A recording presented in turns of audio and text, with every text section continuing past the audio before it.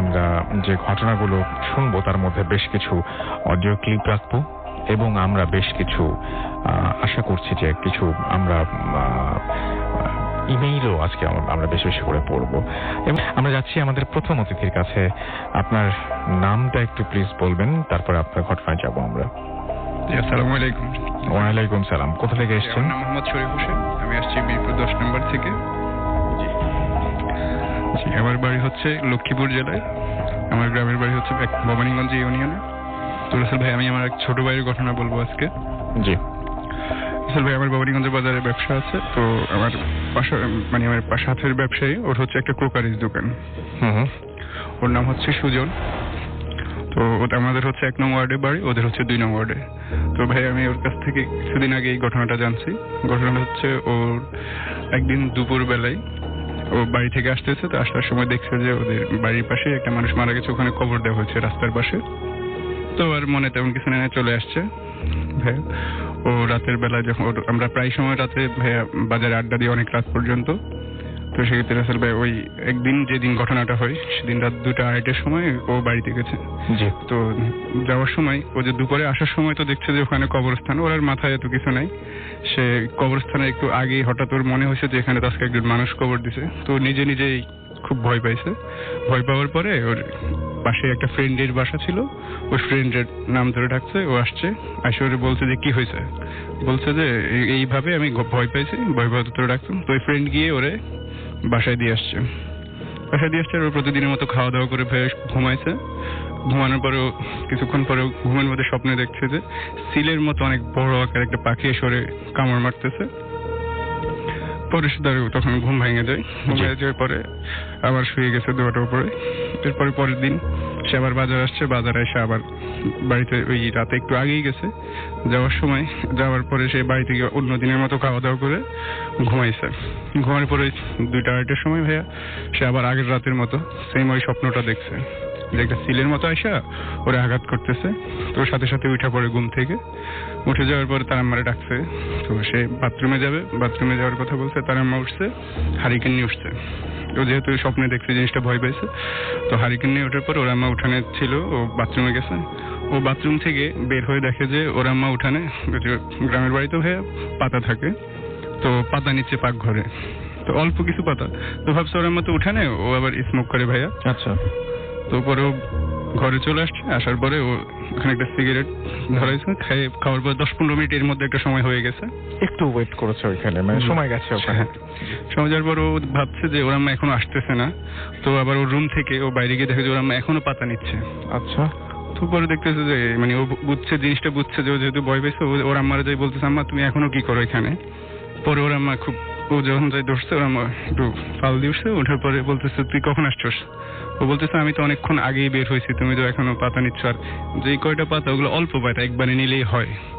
তো পরবর্তী ও বুঝছে যে ব্যাপারটা, যে ভয় পাইছে ও জিনিসটা। তো ওর আম্মা নিয়ে ঘরে চলে আসছে। আসার পরে ওর মতো শুইছে। ওর আম্মার রুমে চলে গেছে। পরবর্তী আবার শোয়ার পরে আবার সেম ওই স্বপ্নটা দেখছে যে ওই যে পাখির চিলের মতো অনেক বড় পাখি এসে ওর আঘাত করতেছে। পরবর্তীতে আবার ঘুম ভেঙে যায় ওর। ঘুম ভেঙে যাওয়ার পরে ও আবার উঠে গেছে। উঠে যাওয়ার পরে ও জানলাটা খুলছে, যে একটু গরমও লাগছে এই কারণে সে জানলাটা খুলছে। খোলার পরে ও দেখতেছে যে ওই যে জানলা যখন খুলছে সে দেখছে যে কালো কিছু একটা এখান থেকে সরে গেছে। সে ভাবছে হয়তো কোনো ঘুম শুয়ে আবার উঠছে, তো সে কারণে হয়তো চোখের ভুল হতে পারে। সে জানলার পাশে গিয়ে দেখে যে সত্যি সত্যি কালো, খুব কুৎসিত চেহারার একটা কিছু দাঁড়ানো। সে খুব ভয় পেয়েছে। ভয় পাওয়ার পরে খুব চিৎকার করছে। চিৎকার দেওয়ার পরে তার আম্মা আব্বা চলে আসছে। এসে বলতেছে কি হয়েছে। তো বলতেছে যে এই ঘটনা আমি এইভাবে দেখছি। তো পরে ওই দিন রাতে ওরা একা ঘুমাইতে জানে, ওর ভাইরে দিছে, ওর সাথে শুইছে। শোয়ার পরে পরের দিন সকালবেলায় তো ওর আব্বা হয়তো শুনছে যে তার আম্মার সাথে কি হয়েছে, তার সাথে কি হয়েছে। হওয়ার পরে ওরা আমাদের ওখানে কারি হুজুর নামে একজন হুজুর আছে, উনি এবার এইসব ব্যাপারে ঝাড়পু এগুলো করে। তো পরে ওনার কাছে গেছে। তো ওনার কাছে যাওয়ার পরে উনি বলছে যে ওদের ভয় পাইছে কবরস্থানের কারণে। আর ওই রাস্তাটা ভাইয়া অনেক খারাপ একটা রাস্তা। আচ্ছা।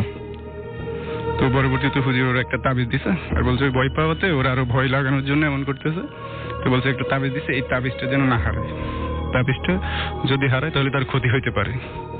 তো মোটামুটিও আসছে, আসার পরে 4-5 দিন ওই তাবিজটা তার সাথে ছিল। আর এই 4-5 দিন আর একা বাজার থেকে এখন আর যায় না। আর আগে যেরকম 2টা-2:30টার সময় যাইতো, এখন আর সে 11টা 11:30 এই সময় চলে যায়। তো ভাই এই সময় যে সে যে যায়, সে আর একা তো যায় না, 2-3 জন সাথে থাকে, অথবা সে একা আরো 1-2 জন থাকে। তো সেই যাওয়ার পথে দেখে যে ভাইয়া বিভিন্ন যে রাস্তার মোড় অথবা আপনার বাজার এইসব স্পেসগুলোতে হয়তো একটা কুকুর যায়, ও দেখে আর কেউ দেখে না, একটা বিড়াল যায়, অথবা কিছু কিছু বাঁশঝাড়ের সময় বাঁশ শুয়ে থাকে। ওর সাথে বলতেছে যে দেখ বাঁশটা শুয়ে আছে, কই কোনো তো বাঁশ শুয়ে নাই, ওই দেখে কিন্তু সাথে যে আসে সে আর দেখে না। এইভাবে ওর সাথে আবার এরকম কয়েকদিন হয়, পরে আবার ওই কারি হুজুরের কাছে যায়। যাওয়ার পরে কারি হুজুরে বলতেছে তাবিজটা কই, তো বলতেছে মানে হাতে আবার বলতে পারে না তাবিজটা যে হারাই গেছে। আবার একটা তাবিজ দেয়, তো হুজুর আবার বলছে খুব সাবধানে রাখতে হবে তাবিজটা, না হলে ওর অনেক বড় ক্ষতি হতে পারে। তো এগুলোর পরে সেই তাবিজটা মোটামুটি থাকে। তো এরপর থেকে ভাইয়া ওর প্রতি অন্য সময় এমন হতো না, খাওয়া দাওয়া করে শোয়ার পর ওর বাথরুমে যাওয়া লাগতো না, কিন্তু এই ভয়টা পাওয়ার পর থেকে ওর প্রতিদিন খাওয়া দাওয়া করে শোয়ার 1-1.5 ঘন্টার মধ্যে ওর কিন্তু বাথরুমে যাইতে হয়, এই সমস্যাটা হয়। তো মোটামুটি সেটা হয়তো টেনশনে হয়, বাট জিনিসটা যে তিনি এক্সপেরিয়েন্স করেছেন এটাই সবচেয়ে বড় কথা। তো এটাই ছিল আপনার story, right? Thank you so much আপনার ঘটনার জন্য, আপনাকে অনেক অনেক ধন্যবাদ। এবং যাই হোক, আমি এখন যেটা করব, আমি এই ইমেলটা পড়ব। হ্যালো রাসেল ভাইয়া, আমার নাম নুসরাত, আমার বাসা রাজশাহীতে। আমি আপনাদের সাথে এখন একটা স্টোরি শেয়ার করব। স্টোরিটা আমার ফ্রেন্ড সাদিকাকে নিয়ে। সাদিকার ছোটবেলা থেকে ইচ্ছা ছিল যে ও মেডিকেলে হার্ড ওয়ার্কিং এ মেডিকেল কলেজে এবং হার্ড ওয়ার্কিং এবং ট্যালেন্ট হওয়ায়, তার মানে ওনার মেডিকেল কলেজে পড়ার ইচ্ছা ছিল এবং উনি যেহেতু অনেক প্রচুর হার্ড ওয়ার্ক করেছেন এবং অনেক ট্যালেন্টেড ছিলেন, দ্যাটস ওয়াই ওনার মেডিকেলে উনি চান্স পেয়ে যান। বিশেষ কিছু কারণে আমি মেডিকেলের নামটা বলতে পারছি না। এনিওয়ে, সাদিকা যেদিন ফার্স্ট মেডিকেল কলেজ ক্যাম্পাসে যায়, সেদিন ও একটা ছেলের সাথে পরিচিত হয়। ছেলেটাও ওই মেডিকেলের সিনিয়র স্টুডেন্ট ছিল। সাদিকা ওকে ভাইয়া বলে ডাকতো। পরের দিন ভাইয়া সাদিকাকে পুরো ক্যাম্পাস ঘুরে দেখাতে চায়। সাদিকাও ঘুরতে রাজি হয়। ঘুরতে ঘুরতে ভাইয়া সাদিকাকে একটা পুকুরের সামনে দাঁড়িয়ে দাঁড়াতে বলে। এই পুকুরটা আমার খুব পরিচিত এবং খুব মেমোরেবল। আরো বলে যে একটা পুকুরের সামনে দাঁড়িয়ে বলে যে এই পুকুরটা আমার খুবই পরিচিত আর খুবই মেমোরেবল একটা জায়গা। আরো বলে যে আমাকে কোথাও খুঁজে না পেলে এই পুকুর পাড়ে তুমি আসবে। এবং পুকুরটা ছিল মেডিকেল কলেজের ব্যাক সাইডে, পোস্টমর্টম বিল্ডিং এর সাইডে। সেদিন ঘুরে সাদিকা হোস্টেলে চলে যায়। এই কয়েকদিন ভাইয়ার সাথে সাদিকার বেশ ভালো ফ্রেন্ডশিপ হয়ে যায়। বাট ভাইয়া সাদিকাকে কখনো ফোন দিত না। খুব দরকার হলে ভাইয়া ক্যাম্পাসের কেয়ারটেকারকে দিয়ে লেটার পাঠাতো। একদিন রাতে কেয়ারটেকার এসে একটা লেটার দিয়ে যায়। লেটারটাতে সাদিকাকে 11টা থেকে 11:30 এই টাইমে পুকুর পাড়ে আসতে বলে। সাদিকা ভাবতে থাকে যে এত রাতে হোস্টেল থেকে বের হতে কেউ দিবে না। এমন সময় আর একটা লেটার আসে, তাতে লেখা ছিল তুমি বের হয়ে আসো, কেউ কিচ্ছু বলবে না। সাদিকা কিছু না ভেবেই হোস্টেল থেকে বের হয়ে আসে। সত্যি সেদিন কেউ তাকে বের হওয়ার জন্য কিচ্ছু বলেনি। সাদিকা পুকুরের দিকে হাঁটতে থাকে। পুকুর পাড়ে এসে দেখে ওখানে কেউ নেই। প্লেসটা বেশ নির্জন থাকায় সাদিকা একটু ভয় পায়। এমন সময় পোস্টমর্টম বিল্ডিং থেকে একটা মানুষ বের হয়ে এসে সাদিকাকে দেখে এবং ওর কাছে আসে। ওই মানুষটা সাদিকাকে বলে, তোমার মাথা কি ঠিক আছে? সাদিকা বলে, কেন? আমার তো কিছু হয়নি। মানুষটাকে বলে, তুমি এখান থেকে তাড়াতাড়ি চলে যাও, প্লেসটা তেমন সুবিধার না। সাদিকা ওখান থেকে রাস্তায় আসে। রাস্তায় এসে দেখে ওই ভাইয়াটা দাঁড়িয়ে আছে। সাদিকা খুব রাগ হয় এবং ভাইয়ার কাছে গিয়ে খুব বকাবকি করে। ভাইয়া কোনো কিছু না বলে একটু হাসে আর বলে, আমি জানতাম মানুষটা এখন বিল্ডিং থেকে বের হয়ে আসবে, তাই আমি এই প্লেসটায় দাঁড়িয়েছিলাম। বিকজ আমি তোমাকে এখন যে কথাগুলো বলবো সেটা অন্য কাউকে বুঝতে দেওয়া যাবে না। সাদিকা খুব এক্সাইটেড হয়ে শুনতে চায়। ভাইয়া সাদিকার হাতটা ধরে পুকুর পাড়ের সিঁড়িতে নিয়ে যায়। পুকুর পাড়ে যাওয়ার পর সাদিকার কাছে হাতটা জোর করে ধরে বলে, তুমি আমাকে হেল্প করো, আমার কাছে টাইম খুব কম। সাদিকা কোনো কিছু বুঝতে পারে না। ভাইয়াকে সব খুলে বলতে বলে। ভাইয়া বলে, আমি তোমাকে সব বলবো, বাট তুমি ভয় পাবে না আর আমাকে ভুল বুঝবে না। সাদিকা বলে, বলেন। ভাইয়া বলে, আমি একটা মেয়েকে খুব ভালোবাসতাম, মেয়েটাও আমাকে খুব ভালোবাসতো, বাট ফ্যামিলির ফোর্সের কারণে মেয়েটাকে অন্য কোথাও বিয়ে করতে হয়। আমি সেটা মেনে নিতে না পেরে মেয়েটার বাসায় যাই এন্ড সবাইকে আমাদের রিলেশনের কথাটা জানাই, বাট ওর ফ্যামিলি এটা এগ্রি করে না এবং এটা আগে থেকে জানতো, যার জন্য আমাকে তখন কিছু বলেনি। ওর বড় ভাই আমাকে বাইরে ডিনার করতে ডাকে, আমার সাথে কিছু কথা বলবে বলে। আমি কিছু মনে না করে চলে যাই এন্ড মেয়েটার ভাইয়ার সাথে দেখা করতে যাই। দেন আমি ডিনার শেষ করে মেডিকেল ক্যাম্পাসের দিকে আসতে থাকি, কিন্তু হঠাৎ করে আমার শরীর খারাপ হয়ে যায়। দেন আমি এই পুকুর পাড়ে এসে পড়ে যাই এবং আমি সবকিছু কেমন যেন অন্ধকার দেখতে থাকি। কিছুক্ষণ পর আমাকে কিছু মানুষ মেডিকেলের দিকে যাওয়ার জন্য ট্রাই করে, বাট আমি এখানেই মারা যাই। আমার বডিটা মর্গে রাখা আছে। 2 দিন পর আমার বডিটাকে পোস্টমর্টম করা হবে। আমি এটা চাই না। তুমি আমার ফ্যামিলিকে বুঝাও এবং আমাকে দাফন করার ব্যবস্থা করো প্লিজ। এই সব কথা শোনার পর সাদিকা এখানেই সেন্সলেস হয়ে যায়। সাদিকাকে সকালে ওর হোস্টেলের সামনে পাওয়া যায়। সেন্স ফেরার পর সাদিকা সব কথা আমাদের সব ফ্রেন্ডদের খুলে বলে। স্টোরিটা সত্যি কিনা জানার জন্য সাদিকা এবং আমরা একটা ডোমকে নিয়ে মর্গে যাই। দেন একটা বডির সামনে গিয়ে আমরা ওর ফেসটা দেখতে চাই। দেখার পর সাদিকা ভয়ে খুব কাঁদতে থাকে আর বলে এটাই সেই ভাইয়া, এন্ড সাদিকা আবারও সেন্সলেস হয়ে যায়। সাদিকা নর্মাল হওয়ার পর আমরা একটা স্যারের হেল্প নিয়ে পোস্টমর্টমের ওই ভাইয়াটার ডকুমেন্ট চেক করি এন্ড পোস্টমর্টমের পরে ক্যান্সেল করা হয় এন্ড ভাইয়াকে দাফন করা হয়। দাফনের কিছুদিন পর সাদিকা ভাইয়াকে নিয়ে একটা স্বপ্ন দেখে এন্ড সাদিকা স্ট্রোক করে। সাদিকা এখন মানসিক পেশেন্ট। ও কয়েক বছর আগে থেকে ডক্টরের অবজারভেশনে আছে। এটাই ছিল সাদিকাকে নিয়ে আমার স্টোরি। ভালো লাগলে পড়ে শোনাবেন। আমি জানি না স্টোরিটা কতটা সত্যি কতটা মিথ্যা, বাট স্টোরিটা খুব অদ্ভুত এবং এই ব্যাপারগুলো তো ঘটেই প্রত্যেকটা মানুষের। তো আপনার ভয়ের জগৎ বা আপনার প্যারানরমাল ওয়ার্ল্ড, এটা নিয়ে আপনি যদি চিন্তা করেন, কি কি চিন্তা আপনার মাথায় আসে, কি কি জিনিস আপনি দেখতে পান, আমাদেরকে জানিয়ে দিন। আমাদের পরবর্তী ঘটনায় লিখেছেন, আসসালামু আলাইকুম রাসেল ভাই, আশা করছি আল্লাহর রহমতে ভালো আছেন। আমি শফিউল ইসলাম শ্রাবণ। তারপরে তিনি তার মোবাইল নাম্বার দিয়েছেন, ভালো লাগলে পড়ে শোনাবেন। চাঁদপুর হাজীগঞ্জ থেকে তিনি লিখেছেন ঘটনাটি। আজ আমি যে অভিজ্ঞতাটা শেয়ার করব সেটা সবার সাথে শেয়ার করতে চাচ্ছি। তা হলো খুব ভয়ঙ্কর কোনো ঘটনা নয়, আমার সারা জীবনে না ভুলতে পারার মতো একটি ঘটনা। লাস্ট 2014 ঘটনা।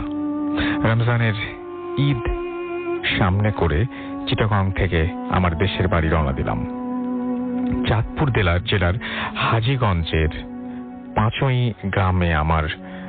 গ্রাম আমার ঠিক 28 রমজানে, তখন বর্ষাকাল এবং বর্ষাকালের মাঝামাঝি একটা টাইম।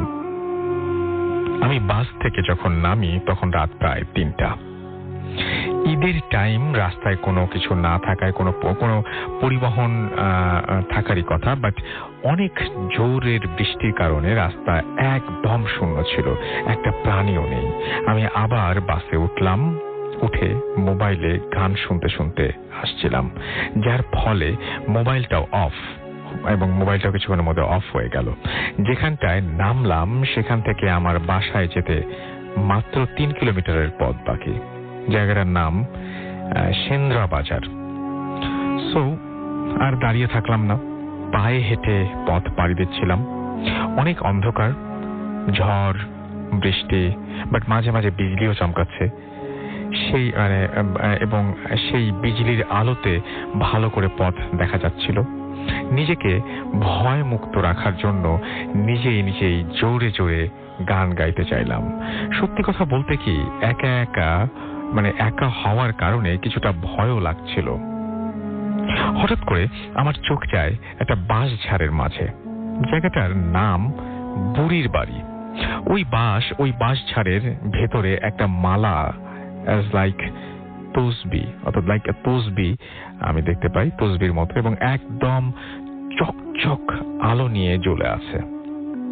জিনিসটা দেখে আমার চোখ একদম বড় চোখ জুড়িয়ে যায়। আবার ভাবলাম, বিজলি চমকানোর জন্য কি আমার ভুল হচ্ছে?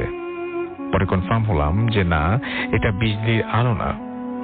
মালাটা এত সুন্দর এবং এত চিকচিক করছিল, এত চকচক করছিল যে যার তার যে কারোর ইচ্ছে হবে মালাটা ছুঁয়ে দেখতে। আমারও ইচ্ছে হলো। আমি মালাটা নেয়ার এবং মালাটা সাহস করে মালাটা নেওয়ার জন্য হাত বাড়ালাম। বিশ্বাস করুন, বাঁশঝাড়টা রাস্তার উপরে, এবং আমি খুব চেষ্টা করছিলাম মালাটাকে ধরবার জন্য, কিন্তু কোনোভাবেই সেটা হাতে আসছিল না। এভাবে প্রায় 5 মিনিট চলে যায়। একটা সময় দেখলাম মালাটা অনেকটা আমার হাতের নাগালে চলে এসেছে, আমি নিতে পারছি। আল্লাহর অশেষ রহমতে আমি হঠাৎ করে অনুভব করলাম যে আমার পায়ে পানির ঢেউ লাগছে, পানির সাথে কচুরিপানা। বিশ্বাস করুন, রাস্তা থেকে কম করে হলে 30-40 ফিট ডিস্টেন্স হবে আমাদের পুকুরটার। আমি প্রায় হাঁটু পানিতে নেমে গিয়েছি মালা নেয়ার জন্য। এবার আমি খুব ভালো করে বুঝতে পারলাম যে আজ আমার আর রক্ষা নেই। আমার সাথে খুব খারাপ কিছু ঘটতে যাচ্ছে। আমি আমার বাম হাতটা মালার দিকে রেখে উল্টা দিকে দৌড় দিলাম। এক দৌড় প্রায় 100 মিটারের মতো দৌড় দিলাম। একটা গার্লস স্কুলের সামনে এসে দাঁড়ালাম। ঘটনাটা এখানে শেষ হয়ে যেতে পারত। ঠিক 5 মিনিট পরে একটা হোন্ডার আলো দেখতে পেলাম। অনেকটা স্বস্তি পেলাম। আমি হোন্ডাটার দিকে তাকিয়েছিলাম ওই স্কুলটার সামনে দাঁড়িয়ে থেকে, এবং আশ্চর্যজনক ভাবে ওই হোন্ডাওয়ালা এসে আমার সামনে ব্রেক করলো। আমি কিছু বলার আগে বলল, কি বুড়ির বাড়ির সামনে কিছু দেখেছেন? আমি তো হতবাক। ভাই, লোকটা 30 সেকেন্ডের মতো হাসলো, তারপর কিছু না বলে চলে গেল। আমি চোখের পাতা খুললাম না, ফেলে খুললাম, লোকটা নেই এবং তার হোন্ডাটাও নেই। পা দুটি রীতিমতো অনেক বেশি ভারী হয়ে গেছে অনেকটা, এবং এদিকে অনর্গল বৃষ্টিও শুরু হয়ে গেছে। ভয় পাচ্ছিলাম এই জন্য যে বাড়ি যাওয়ার পথে একটা বট গাছ আছে, তাই আর হাঁটলাম না, রাস্তার মাঝেই বসে রইলাম। ভাবলাম যা হবার হবে। হঠাৎ করে দেখি আরো একটা হোন্ডা ঠিক আমার সামনে এসে দাঁড়ালো, এবং আমি তার দিকে তাকাচ্ছিও না। লোকটা 2-3 বার আমাকে ডাকলো। এক সময় সে আমার নাম ধরে বলল, সাইফুল না? দেন আমি তার দিকে তাকালাম। উনি হোন্ডা থেকে নেমে আমার কাছে এসে বলল, কি হয়েছে? আমি ভয়ে কথা বলতে পারছিলাম না, জাস্ট বললাম, বাড়ি যাব, তুমি হোন্ডায় করে আমাকে বাড়ি দিয়ে এসো। ঘটনাটি ভালো লাগলে পড়ে শোনাবেন। খুব ইচ্ছে ছিল একদিন আপনার সামনে বসে ঘটনাটি বলবো, খুব ইচ্ছে ছিল আপনার সাথে কাজ করব। আল্লাহ হাফেজ, ভালো থাকবেন। Thank you very much. আমরা কিছুক্ষণের মধ্যে কানেক্ট করে ফেলবো। আপাতত আমরা ঘটনায় চলে যাব। আমাদের পরবর্তী স্টোরি আছে আমাদের আরো একজন লিসেনার, তার কাছ থেকে শুনবো। আপনার নামটা প্লিজ একটু বলবেন, তারপর আপনি কোথা থেকে এসেছেন, তারপর আপনার ঘটনায় যাব আমরা। আসসালামু আলাইকুম রাসেল ভাইয়া অ্যান্ড মাসুম ভাইয়া and all to my listeners. আমি মোহাম্মদ ইয়াকুব আলী। আমি আসছি মিরপুর 2 নাম্বার থেকে। আমার হোম টাউন সিরাজগঞ্জ। ভাই আমি সরাসরি আমার ঘটনায় চলে যাচ্ছি। ঘটনাটা ঘটছে আমার সাথে 2006 সালে এবং 2011 সালে। যাই হোক, 1999 সালের দিকে যখন আমার বয়স প্রায় 6 কি 7 বছরের মতো, তখন আমি, আমার আম্মা, আমার ভাইয়া এবং আমার বড় আপু মিলে আমাদের গ্রামের পাশে একটা গ্রামে যাই একটা প্রবলেমের জন্য, একটা কবিরাজের কাছে। সেখানে যাওয়ার পরে আমার আম্মা সেই কবিরাজের কাছ থেকে যে প্রবলেমটা ছিল সেই প্রবলেমটা সলভ করার পরে যখন আমরা বাসায় ব্যাক করতেছি, ঠিক সেই সময়ই কবিরাজটা হঠাৎ করে আমাকে ডাক দিল, যেদিকে আয়। তো আমি তার কাছে গেলাম, যার পরে সে আমার হাতটা ধরলো, ধরে বসাইলো। বসার পরে আমার আম্মুকে জিজ্ঞেস করতেছে যে এটা কার ছেলে, এটা কি? তখন আম্মা বলতেছে হ্যাঁ আমার ছেলে এটা। তখন ওই কবিরাজটা আম্মুকে বলতেছে তোর ছেলেকে তুই একটু দেখে রাখিস, ঠিক আছে? তোর ছেলের পিছে একটু সমস্যা আছে, একটু প্রবলেম হতে পারে, একটু বিপদে পড়তে পারে, একটু দেখে শুনে রাখিস। তো আম্মু জিজ্ঞেস করছে কেন হঠাৎ করে আপনি এরকম কথা বলতেছেন কেন? তখন কবিরাজটা বলতেছে তোর ছেলেকে যে যা বুঝলাম সে তো তুলার আসি, তো তার পিছনে এক রকম সমস্যা আছে। তো আম্মু জিজ্ঞেস করছে কিরকম সমস্যা? তো বলছে এরকম যে তোর ছেলের পিছে এরকম খারাপ কোনো কিছু, ভূত, ঠিক আছে, জিন টিন হাবি জাবি প্লাস এরকম সাপ পোকামাকড় অনেক কিছু লেগে থাকবে, তো সেগুলো থেকে একটু কেয়ারফুল থাকলেই হবে, ঠিক আছে? যাই হোক, আম্মু এটা শোনার পরে আর এরকম বলে দিচ্ছে, কবিরাজটা বলে দিচ্ছে যখন ওই তোর ছেলেকে কোথাও যেতে দিবি কখনো একা ছাড়বি না, ঠিক আছে? কারণ একা ছাড়লে একটু প্রবলেমটা হতে পারে, একটু দেখে শুনে রাখবি, চোখে চোখে রাখবি। তো যাই হোক, আম্মা আব্বা এবং সবাই আমাকে চোখে চোখে রাখতো, কোথাও একাও ছাড়তো না, স্কুলেও কখনো একা ছাড়তো না, সঙ্গে নিয়ে যাইতো, আসতো। তো যাই হোক, এটা হওয়ার পরে 2006 সালের দিকে আমি যখন ক্লাস 6-এ পড়ি, ঠিক তখন বিকালের দিকে আসরের নামাজের পরে খেলতেছি, আমরা বন্ধুরা মিলে আমাদের বাড়ির পাশে একটা মাঠে খেলতেছি। তো খেলার অবস্থায় হঠাৎ করে আমার আব্বা আমাকে ডাক দিছে, আমাকে নাম ধরে ডাক দিছে যে একটু আসো, তোমার আম্মু তোমাকে ডাকতেছে, একটু বাজারে যেতে হবে, ঠিক আছে? এটা বলে নেই যে আমার আব্বা আমার দুজনে এবার পান খেতে একটু ভালোবাসতো, পান খায়, তো এই পান আর সুপারি নিয়ে আসার জন্য আমাকে বাজারে পাঠাবে। তো যেহেতু খেলতেছি, ছোট ছিলাম, খেলার প্রতি একটা যোগ বেশি ছিল, তো খেলা থেকে আসলে যাইতে মন চাইতেছিল না। তারপরেও বাবা যেহেতু বলছে, অগত্যা সত্যি যেতে হয়েছে। তো বাজারে যাওয়ার জন্য আমাদের 2টা রাস্তা ছিল। একটা রাস্তা দিয়ে গেলে ওখানে সবাই যাতায়াত করে, রাস্তাটা দিয়ে ওইখান দিয়ে সবাই, আমরা নিজেরাও যাই, বাট যেহেতু খেলা আবার ফিরে এসে খেলতে হবে, আমরা ব্যাটিংয়ে ছিলাম, সো এই জন্য ভাবতেছি যে শর্টকাট রাস্তাটা দিয়ে গেলে আমরা তাড়াতাড়ি ফিরে আসতে পারবো এবং আবার খেলতে পারবো। তো আমাদের বাড়ির পাশ দিয়ে একটা শর্টকাট রাস্তা আছে, ওই রাস্তা দিয়ে বাজারে যেতে 5 মিনিট টাইম লাগে। তো রাস্তাটা আবার খুব বেশি ভালো ছিল না, তার রাস্তার চারপাশে ঝোপঝাড়, ঠিক কচু ক্ষেত, তারপর হচ্ছে গিয়ে আপনার একটা পরিত্যক্ত ডোবা রয়েছে যেখানে কেউ কোনো কাজও করে না, এটা কচুরি পানা দিয়ে, কচুরি দিয়ে একদম ভরপুর। তো আমরা সেই রাস্তা দিয়ে, আমি আর আমার 2টা ফ্রেন্ড, হ্যাঁ, শিবলি এবং নাহিদ, আমরা যাচ্ছিলাম। তো বাজারে গিয়েছি, বাজার থেকে ওইগুলা কিনে নিয়ে আমরা আসতেছি। ঠিক মাগরিবের আজান হবে এই একটু আগ মুহূর্ত আর কি, মাগরিবের প্রায় কাছাকাছি হয়ে গেছে, চারদিকে অন্ধকার একটু নেমে আসতেছে। ঠিক এই সময় আমরা ওই পুকুর পাড়ে ওইখান দিয়ে আমরা আসতেছি। তো আস্তে আস্তে হঠাৎ করে আমি দেখতেছি যে ওই পুকুর পাড়টার একদম শেষ প্রান্তেও নয়, পুকুর পাড়টার একদম মাঝখানেও নয়, শেষের দিকে আর কি, একটা মহিলা একটা ছোট বাচ্চাকে কোলে নিয়ে কান্না করতেছে আর হাতের ইশারা দিয়ে আমাকে ডাকতেছে। তো আমি তো সেটা দেখে একদম ঠান্ডা হয়ে আমি দাঁড়ায় আছি এবং তার দিকে তাকাই আছি অপলক দৃষ্টিতে, বাট কিছু বলতে পারতেছি না। তো আমার যে 2টা ফ্রেন্ড ছিল ওরা আমাকে রেখে একটু সামনের দিকে আগায় গেছে, বাট হঠাৎ করে যখন তারা দেখতেছি কি ব্যাপার, আমি নাই তাদের সাথে, তো তার পিছনে তাকায় দেখে আমি পুকুরের দিকে, ওই ডোবার দিকে এক দৃষ্টিতে, অপলক দৃষ্টিতে তাকায় আছি, কি যেন দেখতেছি। বাট আশ্চর্যের ব্যাপার হলো আমি দেখতেছি কিন্তু ওরা দুজনে একজনও দেখতেছে না। তো আমাকে এসে ওরা এরকম ধাক্কা দিয়ে বলতেছে কি ব্যাপার আলী, তুই এখানে দাঁড়ায় আছিস, কি বাসায় যাবি না? পরে আমি ওদেরকে বলতেছি দেখ তো, ওই পুকুরে যে মহিলাটা একটা বাচ্চা কিনে দাঁড়ায় আছে, হ্যাঁ, ওকে কি মানে তোরা কেউ চিনিস? ঠিক আছে, কারণ এরা যদি আমাদের মহল্লা আমাদের এলাকার যদি কেউ হয় তাহলে আমরা চিনবো। এখন ওরা বলতিছে যে আলী তুই কি আমাদের সাথে মজা করতেছিস? কারণ ওদেরকে মাঝে মাঝে আমি একটু ভয় টয় দেখাইতাম, ঠিক আছে, একটা ভয় দেখানোর আমার একটা অভ্যাস ছিল। তো বলেছে আমার সাথে কি মজা করতেছিস? এই সন্ধ্যার সময় ভাবতেছি যে এরকম কথা বললে আমরা ভয় পাবো, সেই জন্য বলতেছিস না?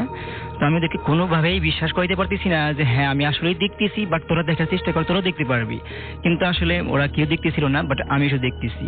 কিন্তু যেহেতু ওরা দুজন দেখতেছে না, আমি দেখতেছি, তো আমার কথা তাদের কাছে কোনো মূল্য নাই, যার কারণে আমাকে টেনে বাড়ির দিকে নিয়ে যাচ্ছিল। আমাদের বাড়ি পাওয়ার ঠিক 20 থেকে 25 মিটার ডিস্টেন্স হবে।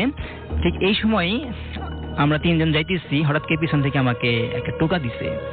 আমি পিছনের দিকে যখন তাকাইছি, তাকানোর পরপরই দেখি ওই মহিলাটাই যে পুকুরে দাঁড়ায় ছিল তার বাচ্চাকে নিয়ে আমার সামনে এসে, আমি যখন ঘুরে তাকাইছি তখন আমাকে বলতেছে তোকে আমি হাত ধরে সাথে ডাকলাম আমাকে পানি দেওয়ার জন্য, তুই আমাকে পানি দিলি না কেন?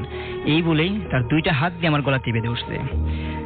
যখন গলাটা চেপে ধরছে আমি এতটাই ভয় পাইছি যে আমি এখন যে চিৎকার দেবো, ওদেরকে ডাকবো, বাট আমার গলা থেকে কোনো সাউন্ড বের হইতেছে না, বাট আমি বুঝতেছি আমার নিঃশ্বাস বন্ধ হয়ে যাচ্ছে। আবার এখানে যে আমি ওকে যে ধাক্কা দেবো প্লাস ওর হাতটা আমি টেনে ছাড়াই দেবো, কিন্তু ওর হাতটা এরকম ছিল যে এই আলোর মতো, যেরকম আলোকে দেখা যায় বাট স্পর্শ করা যায় না। আমি যখন হাতটা ছাড়াইতে নেই আমার হাতটা দুই পাশে চলে যায়, বাট ওকে আমি স্পর্শ করতে পারি না। আমি অনেক ছোটার চেষ্টা করি, এক পর্যায়ে দেখা যাচ্ছে আমি আমার সেন্সটা হারাই। যখন আমার সেন্সটা ফিরে পাই তখন আমি দেখি আমি আমার রুমে আমার বিছানায় শুয়ে আছি, পাশে আমার আম্মা বসে কান্না করতেছে। যাই হোক, আমার যখন সেন্সটা ফিরে আসে তখন আম্মা জিজ্ঞেস করে যে বাবা তোর কি হয়েছিল, তোকে শিবির নাহিদ এরকম সেন্সলেস বা অজ্ঞান অবস্থায় বাসায় নিয়ে আসছে, তোর কি হয়েছিল, শরীর খারাপ? আমি তখন বলছি যে না মা, আমার তো শরীর খারাপ না। যাই হোক, আমার সাথে যা যা ঘটছিল, পুকুরে আমি কি দেখছি, তারপরে আমাকে পিছন থেকে টোকা দিয়ে কে কি জিজ্ঞেস করছে, যখন আমি এইগুলা বলছি, হ্যাঁ এগুলা বলার পরে এখন আম্মা মানে এটা শুনলো। আমার পাশে আমার বাবা দাঁড়ানো ছিল, সে তো আমার উপরে অনেক রাগ, ঠিক আছে, কারণ সে তো কখনো আমাকে একা ছাড়তো না, ঠিক আছে। প্লাস এই সন্ধ্যার দিকে ওইটা খারাপ জায়গা, ওইখান দিয়ে আসলে মূলত কেউ যাতায়াত করে না। আমরা কেন গেলাম এটার জন্য, আমি তো কিছুক্ষণ আগে অজ্ঞান অবস্থায় ছিলাম, আমার শরীরটা ভালো আছে কি না আছে সেটা দেখার বিষয় না। আমার বাবা আমাকে মারার মতো একটা সিচুয়েশন ক্রিয়েট করছে। যাই হোক, বাবা চলে গেল, তখন আমি আমার আম্মাকে জিজ্ঞেস করলাম যে আচ্ছা আম্মা, এই ঘটনাটা এখানে ঘটলো, এটার কারণটা কি? যাই হোক, আম্মা বলতেছে যে ওই যে পুকুরটা দেখছিস, পুকুরটা ভালো না, এটা নিয়ে অনেক হিস্টোরি আছে। যেমন 1971 সালে যখন মুক্তিযুদ্ধ হয়েছে, হ্যাঁ ওই সময় যে সমস্ত এলাকার মানুষগুলাকে মারা হয়েছে, সেই মানুষগুলাকে ওই পুকুরে কি করা হয়েছে, ফেলে দেওয়া হয়েছে এবং তাদেরকে ওইখানে মানে এরকম পুঁতে ফেলা হয়েছে। আর ওই মহিলাটাকে যে দেখছিস, ওই মহিলাটা অনেকের চোখেই পড়ছে, ঠিক আছে, তোর চোখে এরা শুধু পড়ছে তা নয়। ওই মহিলাটা ছিল ওই আমাদের ওই এলাকারই একটা মহিলা, হ্যাঁ সে গর্ভাবস্থায় ছিল, কিন্তু পাকিস্তানি বাহিনীরা তাকে ওই গর্ভাবস্থায় তাকে অনেক নির্যাতন করে, এক পর্যায়ে মেরে ফেলে। কিন্তু মরে যাওয়ার পুরো অবস্থায় পর্যন্ত সে কি করতো, সবার কাছে চিৎকার করে করে ভাঙা গলায় এরকম পানি চাইতো, কিন্তু কেউ পানি নিয়ে এগিয়ে তাকে পানি দেওয়ার মতো সাহস কেউ সাহস দেখাইতে পারে না বা যায় নাই, যার কারণে সে এক পর্যায়ে মারা যায়। এবং এইটাই সে এই রূপটা নিয়ে মাঝে মাঝে সবার চোখে ধরা দেয়, শুধু তোর চোখে ধরা দেয় তা না। যাই হোক, এটা শোনার পরে এরপর আমার সাথে অনেকগুলো কোইন্সিডেন্ট ঘটেছে। জি, যাই হোক, সেগুলো আমি পরবর্তীতে বলবো, এখন বলতে চাচ্ছি না। বাট আমার সাথে লাস্টে যেটা ঘটছে সেটা হচ্ছে 2011 সালের দিকে আমি যখন কলেজে পড়ি, ঠিক কলেজ ফার্স্ট ইয়ারে একদিন রাত্রে আমি পড়াশোনা করতেছি আমার কলেজের পড়াশোনা নিয়ে। সেটা তো অন্য স্টোরি মনে হয়। না এইটার ভাই। আচ্ছা, যখন পড়াশোনা করতেছিলাম হঠাৎ করে রাত 12:40-41 দিকে আমার একটা ফ্রেন্ড, আমার একটা বান্ধবী আমাকে ফোন করে। যখন ফোন করে তো আমি ফোনটা রিসিভ করি, তার সাথে কথা বলি। তো কথা বলার এক পর্যায়ে রুমের মধ্যে থেকে আমি রুমের বাইরে চলে আসি। যখন বাইরে চলে আসি, এরকম রুমের বাইরে থেকে আমি একদম বাড়ির বাইরে চলে যাই। আসলে গ্রাম অঞ্চলে ভাইয়া, আপনার ঘটনাটা কি সেটা আমরা শুনবো একটু প্লিজ, ঘটনাটা বলেন। হ্যাঁ, যখন যখন বাইরে চলে আসি, তো আমি কথা বলতে বলতে হঠাৎ করে আমি আমার ওই বাড়ির রাস্তাটা থেকে আমি আগাতে আমি গিয়ে আমাদের মেইন রোড, যেটা বলে পাকা রোড, সেই পাকা রোডে গিয়ে আমি এক সময় ওইখানে গিয়ে অবস্থান করি এবং হাঁটতে হাঁটতে আমাদের বাড়ি থেকে প্রায় 1/2 কিলোমিটার ফাঁকে আমাদের ওই পাকা রাস্তার 3টা রাস্তার একটা মোড় আছে, ঠিক ওইখানে গিয়ে দাঁড়াই। আমি নিজেকে আবিষ্কার করি, বাট আমি যে ওইখানে গেছি, নিজেকে যে ওখানে গিয়ে আবিষ্কার করতেছি, এটা আমার মানে কোনোভাবেই খেয়াল নেই। Thank you very much, thank you. আপনার ঘটনার জন্য আপনাকে অনেক ধন্যবাদ। আমাদের সাথে আরো বেশ কিছু ঘটনায় এই মুহূর্তে আছে এবং সেরকম আরো একটি ঘটনা আমি এখন পড়ে ফেলতে চাই। তো এটিও একটি বেসিক্যালি এটি একটি আপনারা পাঠিয়েছেন এরকম একটা অডিও ক্লিপ বলছি, এটা আপনাদের পাঠানো একটা ইমেইল, সেই ইমেইল থেকে আমি পড়ব এবং সেই ইমেইলটাই আপনাদের আমি পড়ে শোনাচ্ছি। অ্যান্ড দেখা যাক কেমন লাগে আপনাদের। তো যাই হোক, আমাদের সঙ্গে যিনি শেয়ার করছেন ঘটনাটি তার সাথে একটু কথা বলি। বলতে পারি, আরেকজন আমাদের সাথে কথা বলতে চাচ্ছেন। আসসালামু আলাইকুম রাসেল ভাই, আমি সৈয়দ রায়ান আহমেদ খান। কেমন আছেন তা জিজ্ঞেস করলাম না, কারণ আমি জানি আপনি সবসময় আল্লাহর রহমতে ভালোর দলে থাকেন। প্রথমবারের মতো আমি ভূতাশ্রমের কোনো ঘটনা পাঠাচ্ছি বলে ভুল ত্রুটি হতে পারে, যদি হয়ে থাকে মাফ করবেন। ব্যক্তিগত কারণে আমি স্টুডিওতে আসতে পারবো না, তাই আমার ঘটনাটি আপনি পড়ে শোনান। আমি ঘটনায় চলে যাচ্ছি। ঘটনাটি আমি আমার নানা ভাইয়ের কাছ থেকে 2-3 বছর আগে শুনেছিলাম। আমি, আমার আম্মু, আমার নানা ভাই গাড়ি দিয়ে ঢাকা আসছিলাম। পথের মধ্যেই নানা ভাই আমাদের একটি ঘটনা বলেন। ঘটনাটি আমার নানা ভাইয়ের সাথে ঘটে। তিনি এটি 1983-84 সালের দিকের ঘটনা। নানা ভাই তখন উপজেলা চেয়ারম্যান। আমি আগেই বলে রাখি, আমাদের বংশের সাথে অনেক ফকির, দরবেশ ও পীরের পরিচয় ছিল। সেই সুবাদে নানা ভাইয়ের সাথে একজন পীর সাহেবের পরিচয় ছিল। তিনি নানা ভাইকে অসম্ভব ভালোবাসতেন। মাঝে মাঝে নানা ভাইকে নিয়ে নিজের বাসায় খাওয়াতেন। একদিন দুপুরে নানা ভাই ভাত খেয়ে ওঠার সাথে সাথেই পীর সাহেব খবর পাঠায় তার কাছে যাওয়ার জন্য। নানা ভাই তখনই তার কাছে যায় এবং যাওয়ার পর পীর সাহেব নানা ভাইকে এক জগ পানি খেতে বলে। নানা ভাই পীর সাহেবকে বলেন, এই মাত্র পেট ভরে ভাত খেয়ে এসেছেন, এক জগ পানি তিনি খেতে পারবেন না। পীর সাহেব বলেন যে এটা তার ভালোর জন্যই তিনি বলছেন এবং পানিটি তিনি তাকে এক চুমুকে শেষ করতে হবে। তখন নানা ভাই বলেন যে এটা তো অসম্ভব ব্যাপার, আমি বলছি তুমি পারবে। পীর সাহেব বলেন নানাকে, এবং এই বলে হুজুর নিজেই নানা ভাইয়ের মুখে পানির জগটা দিয়ে দেন এবং নানা ভাই সবটা এক চুমুকে শেষ করে ফেলেন। নানা ভাই আমাদের বলেন যে আমার মনে হচ্ছিল যে আমি পানি পান করছি, সেটা আমার গলায় লাগছে না। এবং সাধারণত পানি পান করার সময় আমাদের গলায় সামান্য লাগে এবং শব্দ হয়। নানা ভাই মনে হচ্ছিল পানি মুখ থেকে সরাসরি পেটের ভেতরে গিয়ে পড়ছে। যাই হোক, পানি খাওয়ার পরে পীর সাহেব নানা ভাইকে হঠাৎ করে বলেন, আমি মারা যাবার পর আমার দাফন সহ সমস্ত কাজ তুমি করবে, আমি এ দায়িত্ব তোমাকে দিয়ে গেলাম। এই কথা শুনে নানা ভাই কিছুক্ষণ চুপ থাকেন। তারপর আবার পীর সাহেব বলেন, আমার জানাজা হবে আমার বাড়ির উঠোনের মধ্যেই। তখন নানা ভাই বলেন, হুজুর আপনার এত সাগরেদ এই সামান্য জায়গায় কিভাবে হবে? আমি বলে রাখি যে উঠানটা 25-30 গজ লম্বা, চওড়া 20 গজের মতো ছিল। নানা ভাইয়ের কথা শুনে পীর সাহেব বলেন, তুমি চিন্তা করো না, হয়ে যাবে। এরপর আর কোনো কিছু না বলে নানা ভাই ওনার বাড়ি থেকে চলে আসেন। এর বেশ কিছুদিন পরে নানা ভাই শুনতে পান ওই পীর সাহেব ইন্তেকাল করেছেন। নানা ভাই পীর সাহেবের কথা মতন সকল দায়িত্ব পালন করলেন, কিন্তু একটা জায়গায় এসে সবার মধ্যে চিন্তা দেখা দেয়, আর সেটা হলো যে উনি অর্থাৎ সেই পীর সাহেবের জানাজার জায়গা নিয়ে অনেকেই নানা ভাইকে জায়গা চেঞ্জ করতে বলেন, কিন্তু নানা ভাই সকলকে বুঝিয়ে বলেন যে পীর সাহেব নিজেই এ কথা বলে গিয়েছেন। প্রচুর লোক পীর সাহেবের জানাজায় সামিল হয়। লোকের সংখ্যাটা আমি পরে বলছি। তো নানা ভাইয়ের কথা শুনে সবাই আস্তে আস্তে জানাজার লাইনে দাঁড়াতে থাকেন। সবাই ঠিক মতো লাইনে দাঁড়িয়েছেন কিনা এবং জায়গা হয়েছে কিনা কৌতূহল বশত নানা ভাই একটু উঁচু জায়গাতে উঠে তা দেখছিলেন এবং যেটা দেখলেন সেটা একদম অসম্ভব ছিল। নানা ভাই দেখতে পেলেন যে আরো একটি লাইন সুন্দরভাবে করা যাবে। নানা ভাই তখন দেরি হয়ে যাচ্ছে ভেবে উঁচু জায়গা থেকে নেমে জানাজায় অংশ নেন। তো নানা ভাইয়ের মতে ওই জানাজায় 6 থেকে 7 হাজার মানুষ এবং জানাজায় অংশ নেওয়া মানুষদের মতে 8 থেকে 10 হাজার মানুষ জানাজায় অংশ নেয়। আমি এখনো মেলাতে পারি না কিভাবে এটা সম্ভব, কিভাবে 6-7 হাজার মানুষ বা 8-9 হাজার মানুষ এই অল্প জায়গার মধ্যে দাঁড়িয়ে থাকবে। তাই আবার পেছনে এক লাইন বাদ রেখে। ধন্যবাদ ঘটনাটি পড়ার জন্য যদি পছন্দ হয় ভূতের মেয়ে পড়ে শোনাবেন। আমার কাছে একটু অদ্ভুত লেগেছে বলেই এই ঘটনাটি আপনাদের সঙ্গে শেয়ার করলাম। জানি না আপনাদের কেমন লেগেছে, বাট আমার কাছে বেশ অদ্ভুতই লেগেছিল ঘটনাটি। আমরা চলে যাব আমাদের পরবর্তী অতিথির কাছে এবং আপনার কাছে যাব আমরা, এবং আপনার কাছ থেকে আমরা মানে আমাদের প্রথম অতিথি যিনি তার কাছ থেকে একটা ঘটনা শুনবো, এবং তার আমরা একটি ঘটনা শুনছি, দ্বিতীয় যে ঘটনাটি সেই ঘটনাটি এখন শুনবো। আপনার নামটা প্লিজ আরো একবার বলবেন, তারপর আপনার ঘটনায় যাব আমরা।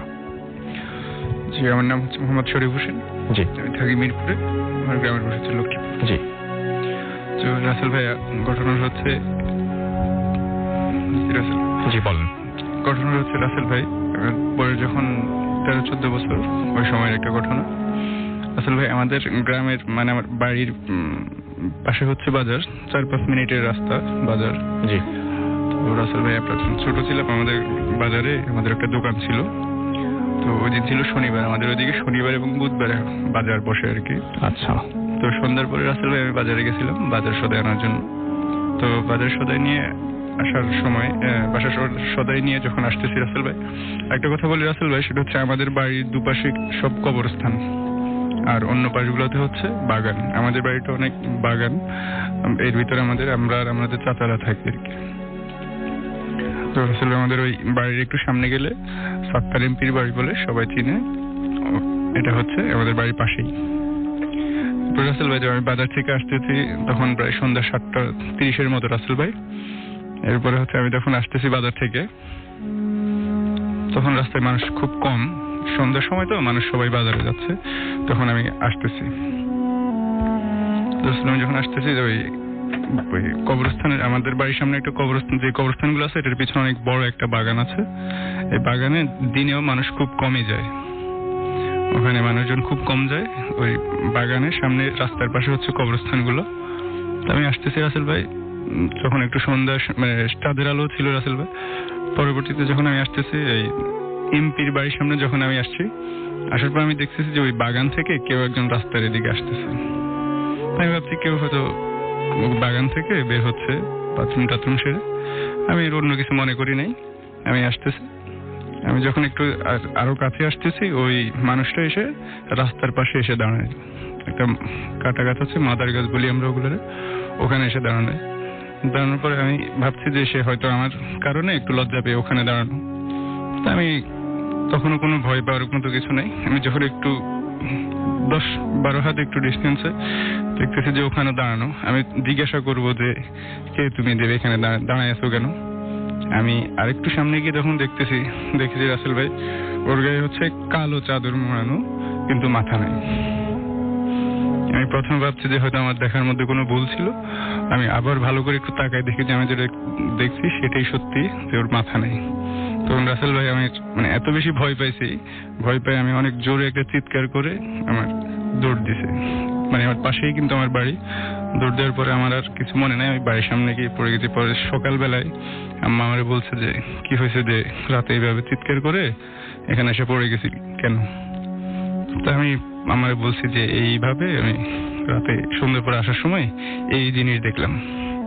আম্মা বলছে যে এই জন্য বলছে যে রাতের বেলায় বের হইস না। তো পরবর্তীতে ওই যে আমার বড় ভাইয়া ছিল, বড় ভাইয়া বলতেছে যে এই মাথা কাটা জিনিসটা আমার বড় ভাইয়াদের সামনে একবার পড়ছে। তো ভাইয়া ঘটনা তো এই আগে তো ধরেন আপনার এই মোবাইল অথবা সিডি এগুলো কম ছিল, আগে ছিল ভিসিআর দিয়ে ছবি দেখা হইতো বা মুভি দেখা হইতো। তো আমাদের পাশে হচ্ছে আমার এক খালাম্মাদের বাড়ি, আমার বড় ভাই খালাতো ভাই আর এক জ্যাঠাতো ভাই, ওরা এই ভিসিআর ভাড়া করে মুভি দেখতেছে। তো সম্ভবত 1-1:30টার দিকে ওনারা আবার ওই চাটা খাইতে, মুভি দেখার পরে চাটা খাইতে বাজার আসতেছে। এটা কি আরেকটা ঘটনা? এটা আমার এই ঘটনা হওয়ার পরে আমার বড় ভাইয়ের কাছ থেকে শুনছি আর কি, যে মাথা কাটা জিনিসটার ব্যাপারে। আচ্ছা বলেন।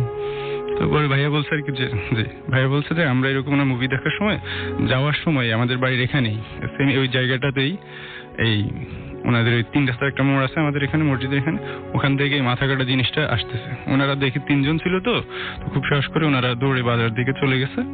বাজার দিকে চলে যাওয়ার পরে আবার অনেকক্ষণ পরে, প্রায় আধা ঘন্টা 1 ঘন্টা পরে ওনারা আবার বাজার থেকে চাটা খাওয়ার পরে খাওয়া দাওয়া করে আসার সময় আবারও সেম জায়গায় ওনাদের সামনে ওর পাশে মসজিদ ছিল, ওনারা পরে মসজিদে ঢুকে যায়। মসজিদে ঢুকে যাওয়ার কিছুক্ষণ পরে ওনারা দেখছে যে ওই জিনিসটা আর নাই, চলে গেছে। পরবর্তীতে আবার মসজিদ থেকে বেরিয়ে ওনারা যখন আবার আসবে ওই খালাম্মাদের বাড়িতে, তখন যাতে দেখে যে আবার ওনার পিছন থেকে আসতেছে। পরে ওনারা তিনজন আবার দৌড়ে চলে গেছে। এই আমার বড় ভাই বলছে আর কি যে এই হলো ঘটনা আসলে। ওকে, থ্যাংক ইউ ভেরি মাচ। তো যাই হোক, আমরা আরো একজনের সাথে একটু কথা বলে ফেলি ফোনে, তারপরে আমরা আবারও আপনাদের ফেসবুকে বা অন্য সবকিছুতে করবো। আমরা একটা ছোট্ট কথা বলি আমাদের সাথে। আমাদের সঙ্গে এই মুহূর্তে আছেন আমাদের আরো একজন লিসেনার। আপনার নামটা প্লিজ একটু বলবেন, কোথা থেকে বলছেন? জি, আমার নাম আলামিন ইসলাম ইমন, মালয়েশিয়া থেকে বলছি। মালয়েশিয়ার কোথায় থাকেন আপনি ভাইয়া? জি, মালয়েশিয়ার কুয়ালালামপুরে। কুয়ালালামপুরে কোন জায়গায় থাকেন একটু আমাকে যদি বলতেন? Kuala Lumpur, Bandar Baru, Ampang. Okay, so thank you very much আমাদের সঙ্গে থাকার জন্য। আপনারা কয়জন শুনছেন? আপনি একাই শুনছেন নাকি আপনার ফ্যামিলি বা আপনার ফ্রেন্ডস সবাই মিলে শুনছেন? না, আমার ফ্রেন্ডও শুনতেছে, কিন্তু যে আচ্ছা। যার যার রুমে শুনতেছে আর কি। ওকে, সো আপনাদেরকে অনেক অনেক অনেক অনেক ধন্যবাদ আমাদের সঙ্গে থাকার জন্য। এবং মালয়েশিয়ায় যারা আছেন আমাদের বাংলাদেশি ভাই এবং বোনেরা, তাদের সবাইকে অনেক অনেক অনেক অনেক শুভেচ্ছা এবং ধন্যবাদ আমাদের সঙ্গে থাকার জন্য। ভালো থাকবেন ভাইয়া, অনেক ভালো থাকবেন। আপনাদেরকে ধন্যবাদ এত সুন্দর একটা এপিসোড চালু করার জন্য। Thank you very much, thank you. সব সময় লাইভ শুনবেন, ওকে? সবসময় শুনি live. Okay, thank you so much, thank you. আসসালামু আলাইকুম, ভালো থাকবেন। তো আমরা কথা বলছিলাম আমাদের ইমন ভাইয়ের সাথে এবং ইমন ভাই আমাদের সঙ্গে কথা বলছিলেন।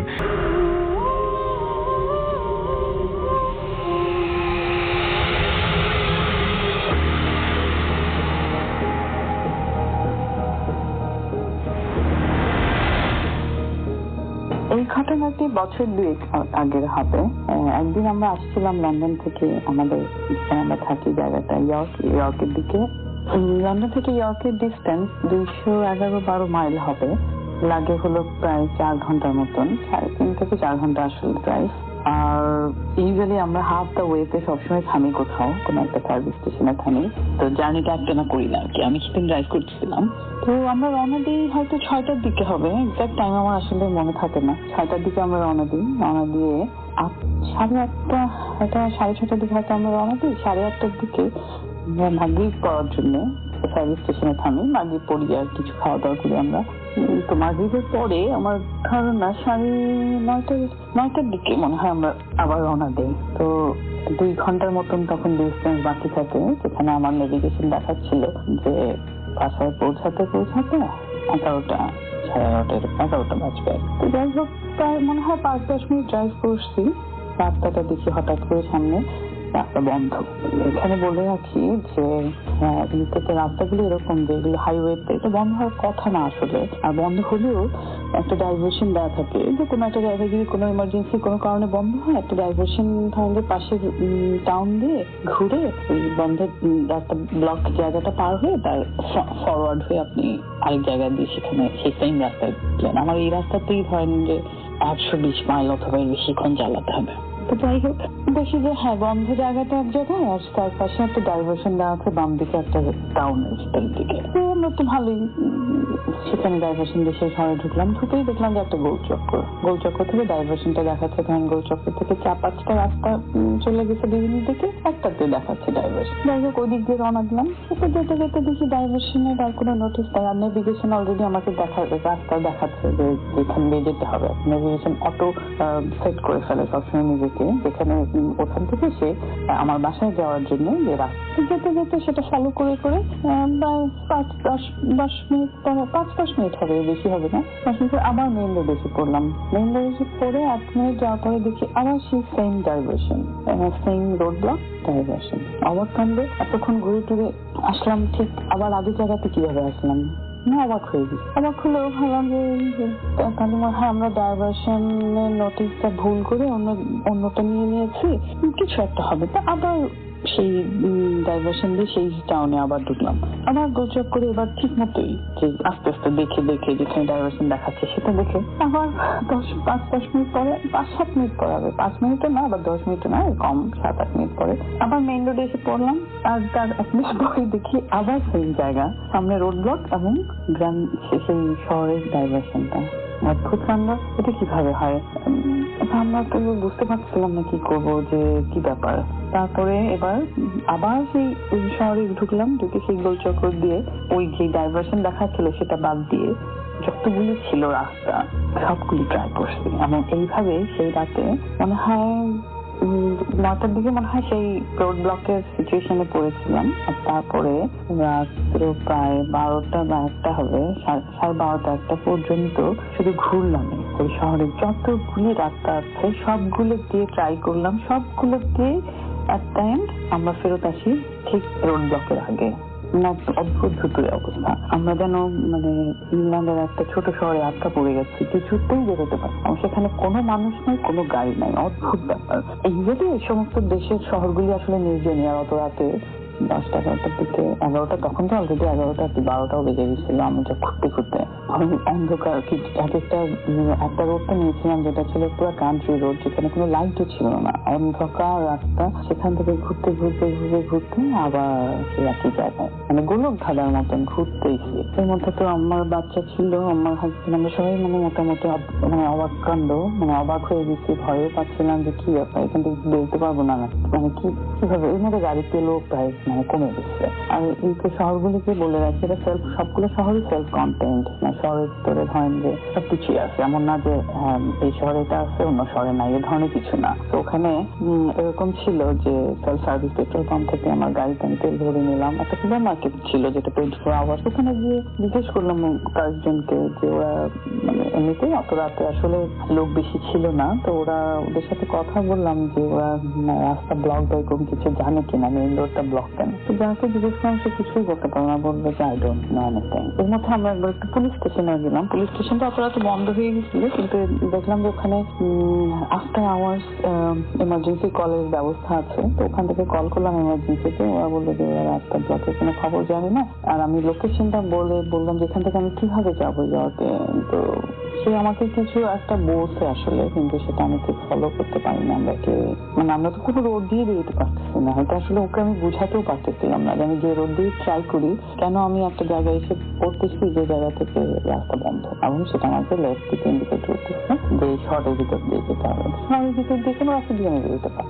ঘুরতে কতবার থামলাম, কত কিছু করলাম। আর নেভিগেশনে সাধারণত 3-4টা অপশন দেখায়, আসলে সবগুলি অপশন ট্রাই করলাম, সবগুলি রাস্তা গোলচক্র থেকে যতগুলি রাস্তা যত দিকে গেছে শহর থেকে বের হওয়ার শহরের ভিতরে। ধরেন ফর এক্সাম্পল আপনি যদি চিন্তা করেন নিজেকে ঢাকা শহরের ভিতরে আপনি যাবেন কোনো একদিকে, জানি না কিভাবে যে একটা জায়গায় রোড ব্লক সেখানে এসে পড়বো তার আগে মানে মনে হচ্ছে যে শুরুই করিনি, মানে বুঝতেছি না আসলে কাহিনীটা কি। এভাবে ঘুরতে মনে হয় রাত 1টার দিকে আমার বাচ্চা বললো যে খিদা লাগছে। তা ওখানে দেখছি একটা সার্ভিস স্টেশনের ওখানে একটা 24 আওয়ার্স ছিল। আমরা ওখানে গেলাম, যাওয়ার পরে মহিলাকে বললাম যে খাওয়া কেনার পরে মহিলাকে জিজ্ঞেস করলাম যে আমরা আসলে ইয়র্কে যেতে চাচ্ছি, এখান থেকে যেতে পারতেছি না কেন জন্য, মানে এখানে যাওয়ার যতবারই যাচ্ছি সবগুলো দিয়ে আমরা ওই জায়গায় চলে যাচ্ছি একটা বিগিনিংয়ে যেখানে রোড ব্লক। তখন সে মহিলাটা হেল্প করলো এভাবে যে সে আসলে একটা ইউকে ম্যাপ বের করলো, ম্যাপ বের করে সে দেখালো যে আমরা যে শহরে এখান থেকে সম্পূর্ণ অন্যদিকে একটা শহর নটিংহাম বলে একটা শহর, সেখানে যে সেখান থেকে যাওয়ার জন্য সে একটা রাস্তা দেখালো। আমি জানি না কেন এই রাস্তা আমাদের চোখে পড়েনি বা এই রাস্তা আমরা আগে উঠিও নি, আমি জানি না ঘটনাটা কি। সেগুলো তুমি এই রাস্তা দিয়ে যাও, এই রাস্তায় গেলে তুমি এই নটিংহাম হয়ে ইয়র্কে যেতে পারবা। তো ঠিক আছে, খাওয়া দাওয়া করে আমরা ওই রাস্তায় উঠলাম। আমি অদ্ভুত ব্যাপার, সেই রাস্তার মধ্যে হাজার হাজার গাড়ি, ডাইভার্সনের সাইনটাও ওখানে আছে। আমি বুঝলাম না কেন আমরা এই 3-4 ঘন্টা আমরা প্রত্যেকটা রোড ট্রাই করে কোথাও কেন খুঁজে পেলাম না, মানে অদ্ভুত ব্যাপার। আমি সেখানে মানে আসলে নেভিগেশনও লাগতো না, সব গাড়ি ফলো করতেছে একজন আরেকজনকে। খুব সুন্দর আমরা নটিংহাম হয়ে পার হয়ে যখন আবার মেইন রোডে পৌঁছলাম তখন আমরা অবশ্য ভয় লাগতেছিল যে আবার না দেখি ওই রোড ব্লক আর ডাইভার্সন বা তালাবাসের সময় রোড ব্লকও ছিল না, ডাইভার্সনও দেখিলেন। ওখানে এসে যেখানে আমাদের পৌঁছানোর কথা ছিল 11টায়, আমরা মনে হয় সেদিন বাসায় আসছিলাম রাত 3:30টায়। তো আমার হিসাব মতে আমরা প্রায় 4 ঘন্টা এই শহরের প্রত্যেকটা অলিগলি ঘুরে আমরা বের হতে পারিনি। আমি লাস্টে কিভাবে বের হয়েছি আল্লাহ জানে। আমরা একসময় প্ল্যান করতেছিলাম আসলে যে এখানে রাতটা কাটাবো কিনা কোনো একটা হোটেলে। যাই হোক, এটাই ছিল আমার ঘটনা। আমরা সবাই জানি না এটা সুপার ন্যাচারাল কিনা, কিন্তু এটা একটা অদ্ভুত ঘটনা ছিল আমাদের জন্য। Thank you. Bhoot FM. The night comes alive. with Grameenphone.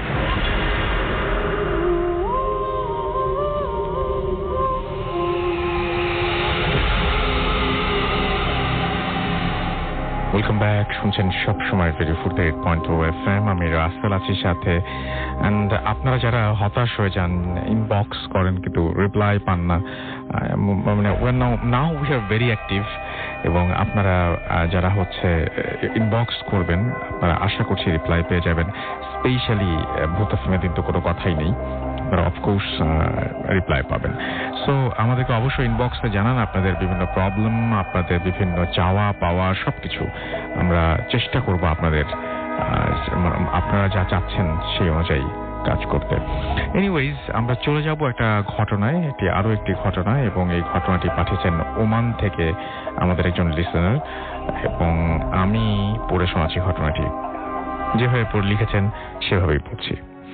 আসসালামু আলাইকুম রাসেল ভাই, জানি ভালো আছেন, কিন্তু কারণ আপনি সবসময় ভালোর দলে।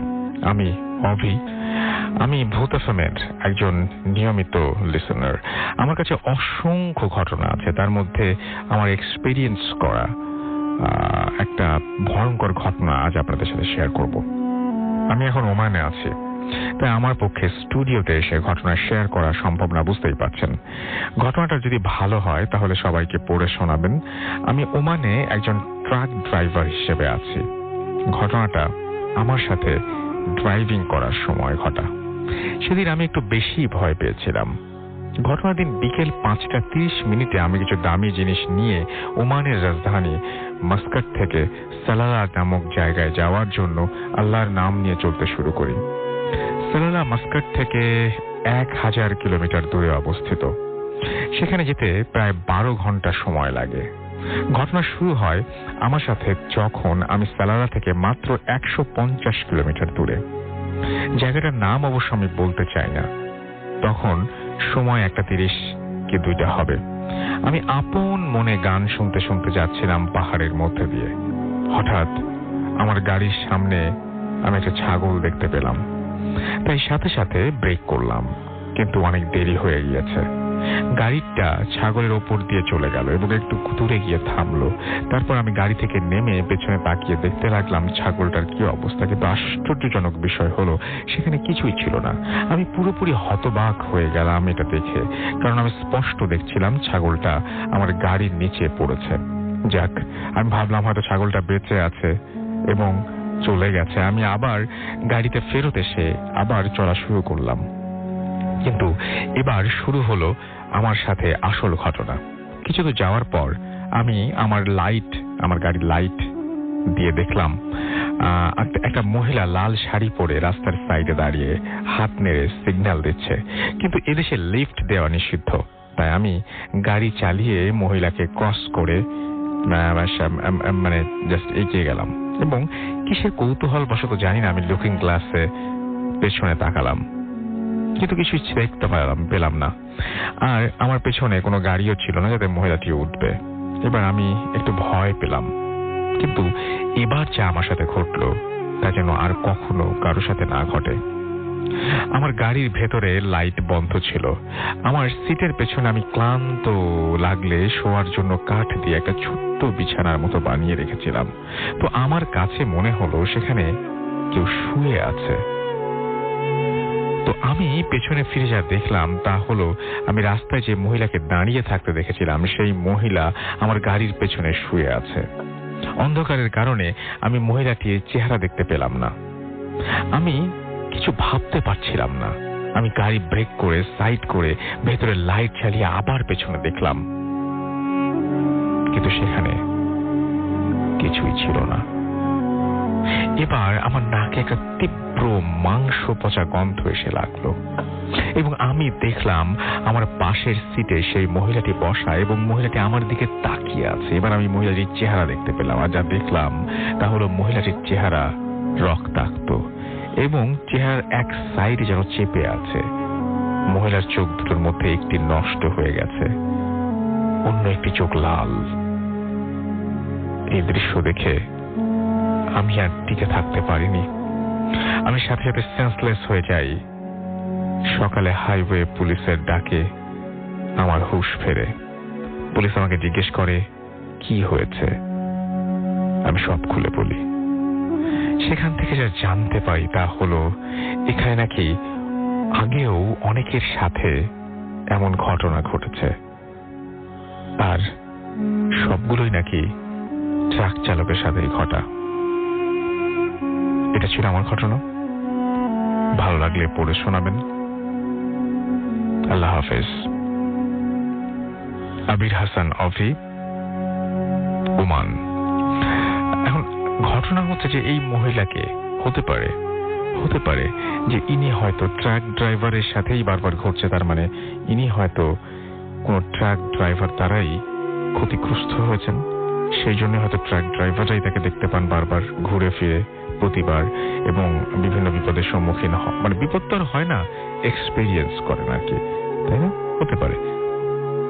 আমরা আসলে সেলুট জানাই যারা দেশের বাইরে রয়েছেন এবং আমাদের দেশের মানে কি বলবো যে আমাদের দেশের সম্মান রক্ষা করছেন, আমাদের দেশের উন্নতির জন্য এবং নিজের উন্নতির জন্য কাজ করছেন। মানে চমৎকার। এবং আপনাদের সাথে আমরা কথা বলতে চাই, ওভার দ্য ফোন হোক, ইমেইল হোক, আমাদের সাথে কথা বলবো আমরা, এবং আপনাদের ঘটনা আমরা আরো বেশি এখানে আমরা সবার সাথে শেয়ার করতে চাই। থ্যাংক ইউ ভেরি মাচ আমাদের সঙ্গে থাকার জন্য। আজকের মতো এখানে শেষ করছি। কথা হবে আবারও আগামী শুক্রবার। সেই পর্যন্ত সবাই ভালো থাকুন, সুস্থ থাকুন।